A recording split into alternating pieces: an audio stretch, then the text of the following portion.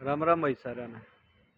एक घटना बताता हूँ। अभी थोड़ी देर पहले, आधा घंटा पहले, एक यहाँ लेमो करके रेस्टोरेंट है, ठीक है। उसका ऑर्डर बजा मेरे पे और मैंने पिकअप कर लिए, सारे काम हुए, ठीक है। मैंने बैग में रख दिया और कस्टमर की लोकेशन पर गया तो चोरी हो गई।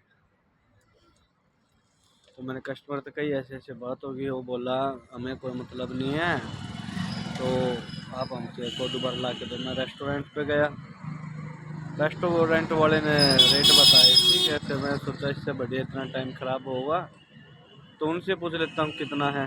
तो उन्होंने बताया 720 रुपये। मैंने उनसे बोला जी थोड़ा कम कर लो, उन्होंने मना कर दिया। अब पता नहीं वो चोरी हुआ या क्या हुआ, लेकिन बहुत गलत हुआ कसम से। मूड बहुत खराब है। सीवी आ रही है, पहली बार ऐसी एक घटना हुई है। चोरी हुआ क्या हुआ पता नहीं, राम जाने।